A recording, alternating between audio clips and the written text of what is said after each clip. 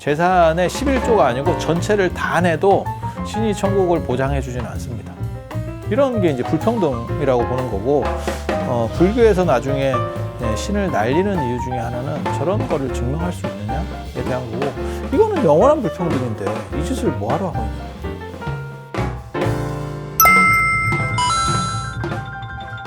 그리고 신은 요청 개념에 의해서 누가 나를 센 놈이 나를 좀 보호해 줬으면 좋겠어 라고 해서 만들어 가는 거죠.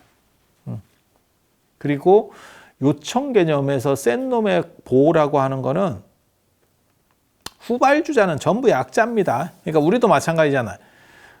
미국이 보호해 준다고 해서 우리는 핵을 개발하지 않는 거지. 해구산에 우리를 넣어줬잖아. 고맙지. 왜냐하면 우리는 돈도 안 들이고 미국의 핵으로부터 보호를 받을 수 있으니까. 근데 우산에서 나가 이러면 어떻게 해? 어느 순간에 기분 나빠가지고 야 너 나가 이러면 어떻게 해? 그럼 죽도 밥도 안 되는 거거든? 세상에 그런 일이 있겠습니까? 그 일이 지금 있어서 지금 전 세계가 전쟁이 나네 안 나네 하는 거잖아. 그게 우크라이나잖아. 우크라이나가 러시아로부터, 소련이지, 옛날 소련.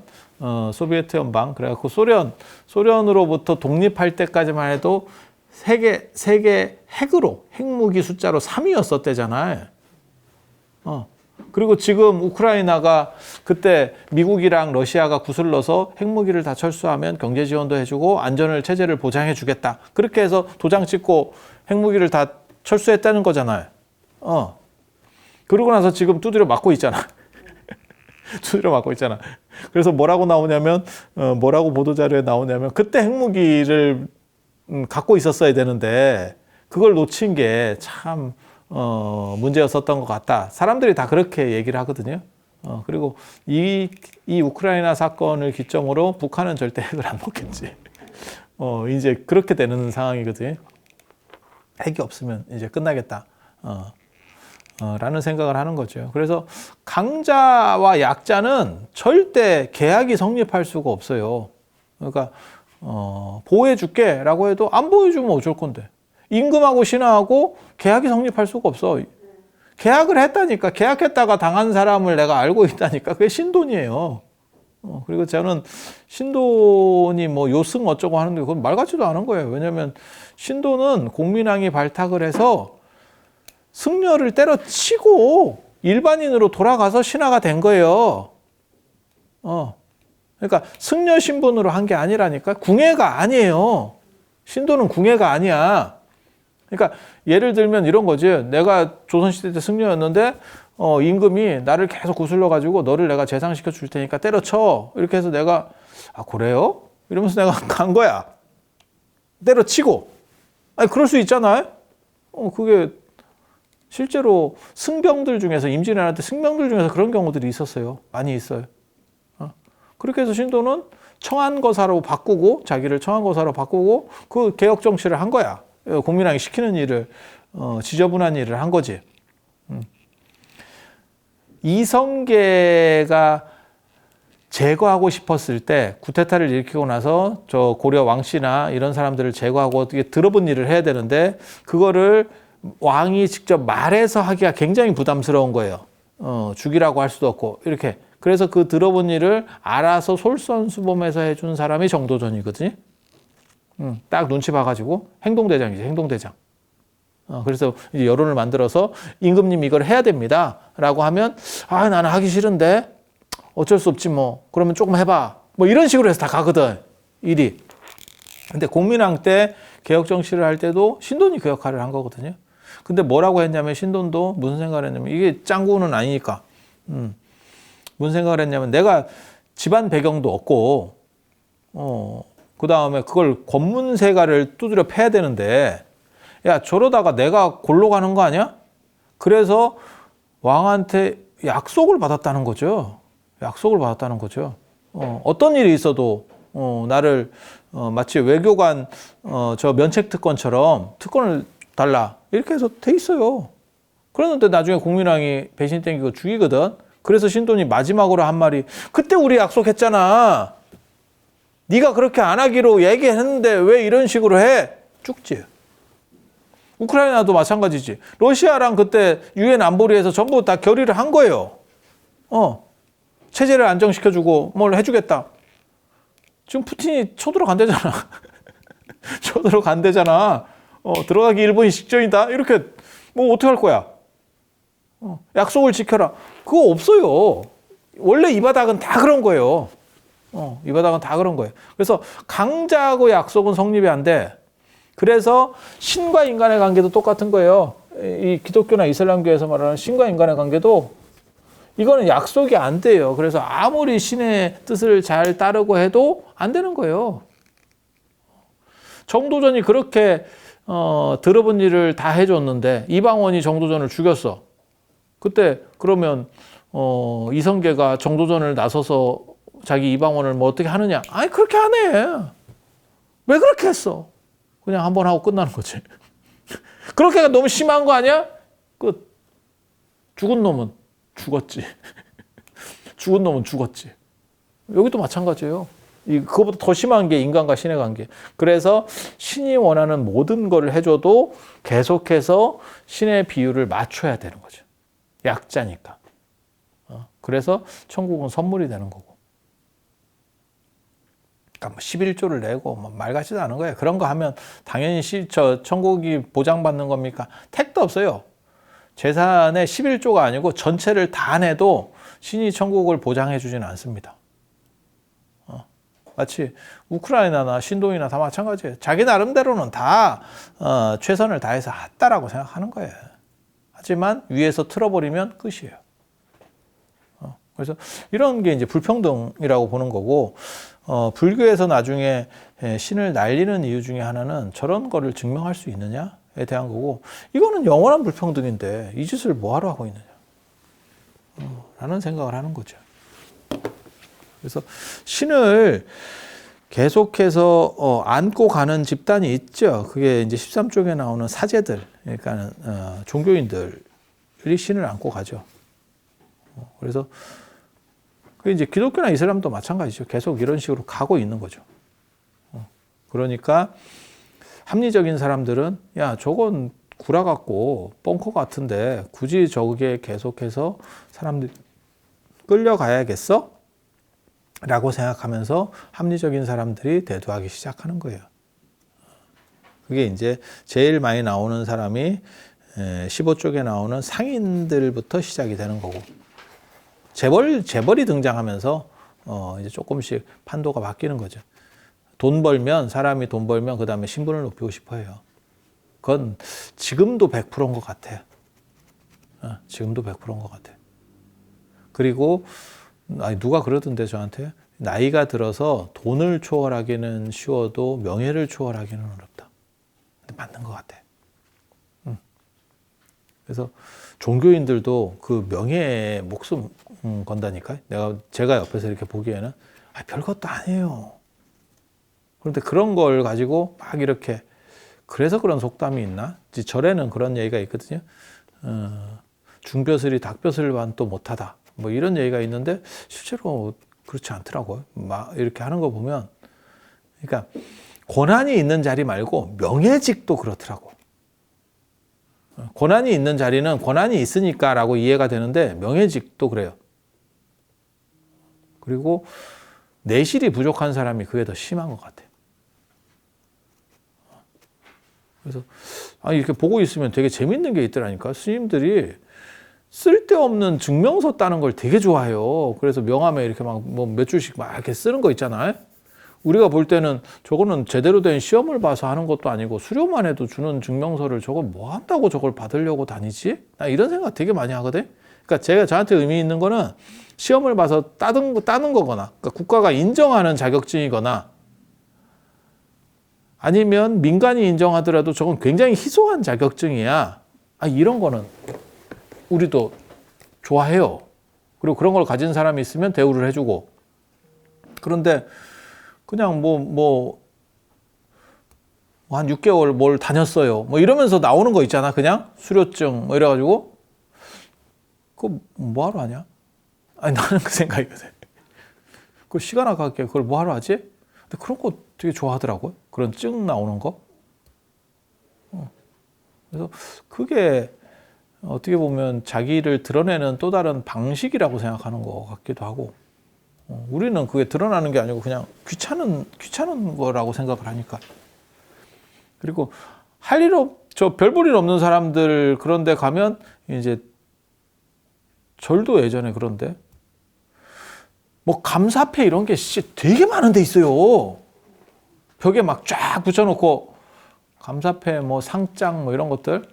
근데 이렇게 좀 더 유심히 보면 족보 있는 거는 없어. 다 그냥 그런저런 거. 그런저런 거. 그걸 굳이 저렇게까지 해야 될 필요가 있나? 라는 생각이 드는데, 아무튼 상인들은 이때 도시국가가 만들어지면서 이제 재벌들이 등장하기 시작하는데, 그 재벌들이 신분을 올리려고 하고, 예전에 장사하는 분들은 다 마찬가지지만 신분이 높지 않습니다. 귀족이 뭐하러 장사를 해? 내가 돈이 있는데. 오늘날하고는 달라요. 오늘날은 돈이 있는 사람은 다 장사하는 사람이지. 재벌이 장사하는 사람이잖아. 장사꾼이잖아. 그런데 예전에는 권력 있는 사람이 훨씬 더 그러니까 정치 권력 있는 사람이 강력한 거고, 경제에는 그리고 장사라고 하는 게 대상무역이기 때문에 위험이 굉장히 많이 달라요. 제가 전에도 그런 말씀 드렸었잖아요. 유럽 속담에도 전쟁 나갈 때 한 번 기도하고, 그 다음에 여행을 할 때 2번 기도한다. 여행이 전쟁보다 위험하다니까. 사망률이 더 높아요. 그래서 그런데 대상무역, 실크로드처럼 대상무역을 막 이렇게 하게 되면 굉장히 위험도도 높고 망할 확률도 있는 거고요. 이제 문제들이 생길 요소들이 많죠. 그렇게 위험 있는 거를 옛날 사람이, 돈 있는 사람이 했겠느냐? 안 하죠. 돈 없는 사람들이 하는 거죠. 그런 거는. 그러다가 이제 대박이 나서 어느 정도 이상 경제 규모가 커지면 그 사람은 신분 상승 욕구가 있는 거고. 그래서 신분 상승을 하려고 했더니 신들이 막지. 신이 막지, 신이. 신이 그 사람의 신분을 결정해 놨지. 너는 평민. 너는 평민. 그리고 인도 같은 경우는 그게 이제 카스 제도라고 해서 원래는 바르나 자티인데, 브라흐만, 크샤트리아, 바이샤, 수드라 뭐 이렇게 해서 이게 이제 성직자. 그 다음에 이게 왕족, 귀족. 그 다음에 이게 평민. 그 다음에 노예. 뭐 이렇게 신분이 매겨지는데, 이게 신분 못 바꾸죠. 신분을 못 바꾸죠. 조선에서도 못 바꿨죠. 조선에서도 신분을 못 바꿨죠. 조선에서 신분을 바꿀 수 있는 유일한 사람은 국왕. 국왕만 바꾸죠. 그러니까 보통은 이제 종모법이었고, 종모법 엄마를 따라가, 신분은 엄마를 따라가서, 그러니까 홍길동 엄마가 천하니까 홍길동도 천하게 된 거고, 그리고 그거를 유일하게 바꿀 수 있는 조선의 인간은 국왕이죠. 그러니까 장희빈의 아들은 왕이 되는 거죠. 왕이 될 수 있는 거죠. 천하다 이렇게 보는 게 아니고 그걸 세탁을 해줬죠. 다 세탁을 해줄 수 있죠. 그런데 신분제가 뚜렷한 데서는 불가능합니다. 그러니까 신분제가, 동아시아는 상대적으로 신분제가 약했고 인도부터 유럽까지는 신분제가 더 강해요. 더 강해요. 그렇게 될 수 있는 이유가 뭐냐면, 동아시아는 전부 황인들밖에 없어서 이게 섞이면 신분 구분이 어려운 거고, 인도가 신분제가 저렇게 투철할 수 있는 이유는, 유럽은 인종이 좀 달라도 그래도 약간 비슷한 구석들이 있기 때문에 그렇게까지 뚜렷하지 않고, 인도는 흑백 간에 섞여 있기 때문에 지금 미국처럼 생각하시면 돼요. 그거는 절대 100년 지나도 미국에서 인종 갈등이 없어질 거라고 생각하지 않습니다. 이유는 완전히 다른 놈이 있기 때문에. 동아시아는 다 황인이 우리가 비슷하게 생겼기 때문에 신분제가 그렇게까지 강력할 수 없었고, 그래서 맹자 때도 천명미상이라고, 아이고 그게 황제가 되고 임금이 되는 게 그건 정해져 있는 게 아니라는 거예요. 왕후장상의 씨가 따로 있나 이렇게 나오는 거고, 인도 같으면 왕후장상의 씨는 따로 있지. 왜냐면 흑인은 안 되는 거니까. 흑인은 안 되는 거니까.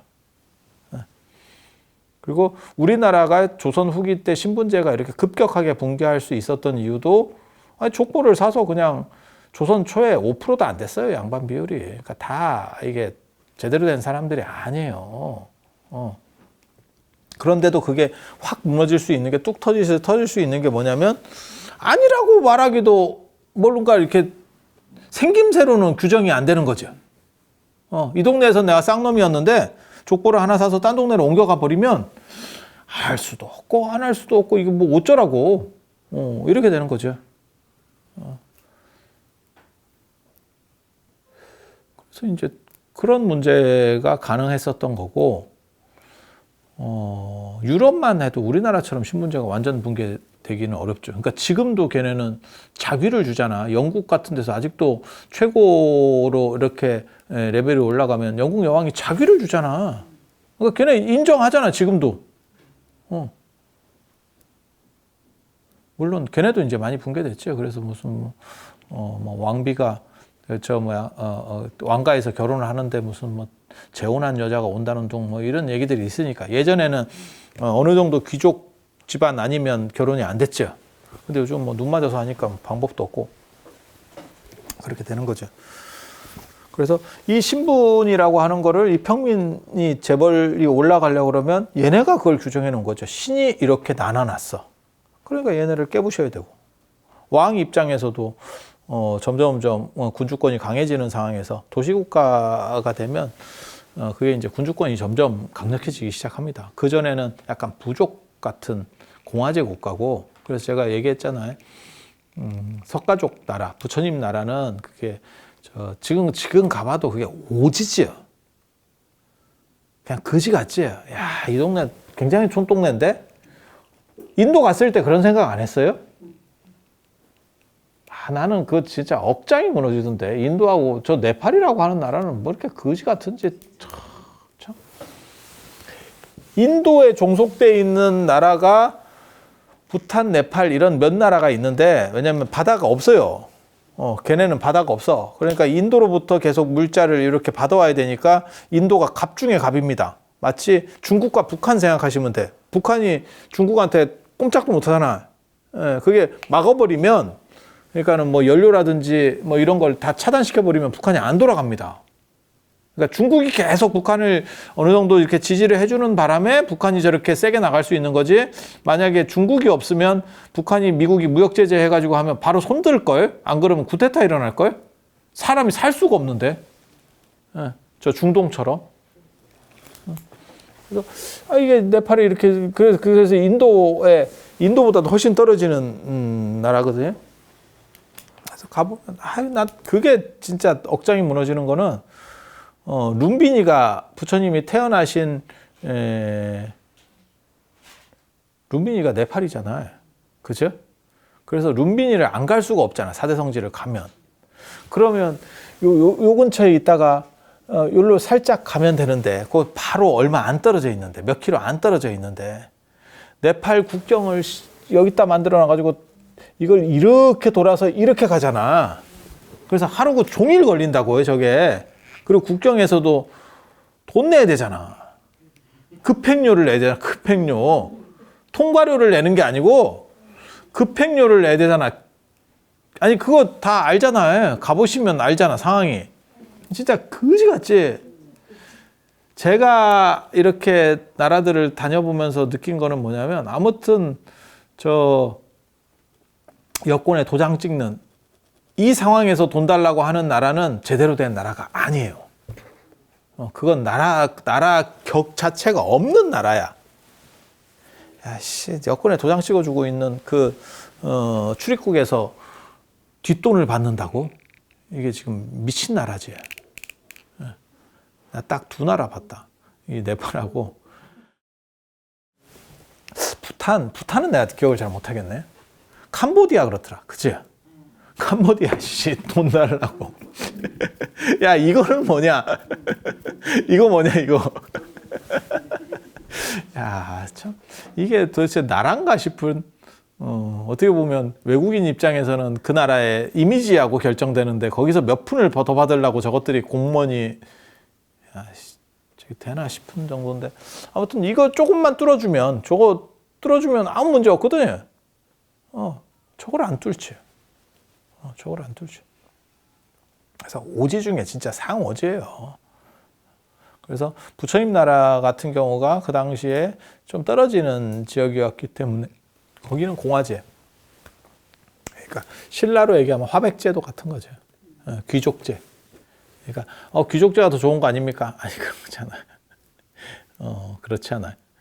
지금도 그런 게 있죠. 유럽이나 안 그러면 일본도 어떻게 보면 내각제죠.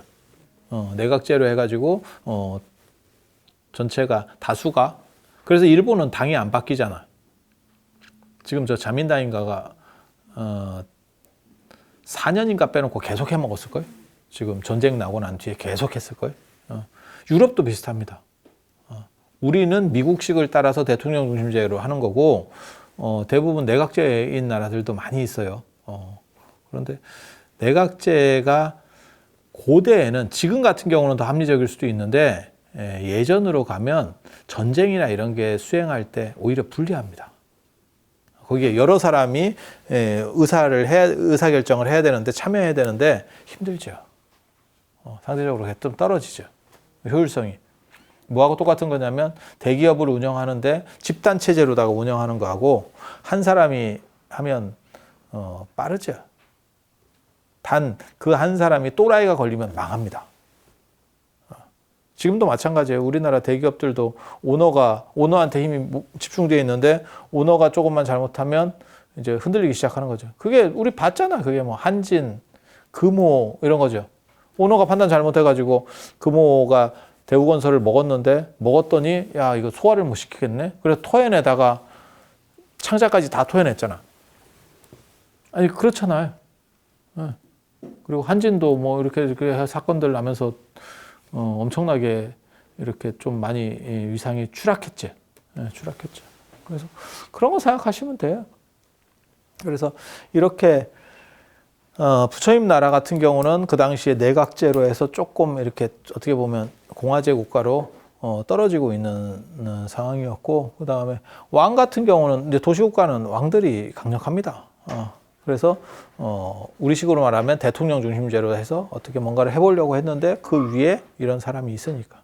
그래서 왕과 재벌이 연합을 해서 성직자를 제끼려고 하는 시도들이 있고, 그 다음에 합리적인 사람들이 이제 나타나서 저 역할을 대신해 주는 거지. 누군가 저런 시대적 요청이 생겼을 때 저거를 대신해 줄 수 있는 또 다른 사람, 그게 이제 철학자, 사상가, 종교가 그거를 일반 기존에 있던 사람과 다르다 그래서 신흥 사상가, 신흥 종교가라고 얘기하는 거예요.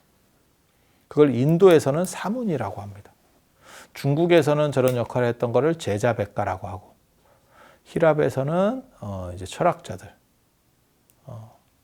하는 거고, 인도에서는 사문 슈라마나라고 해서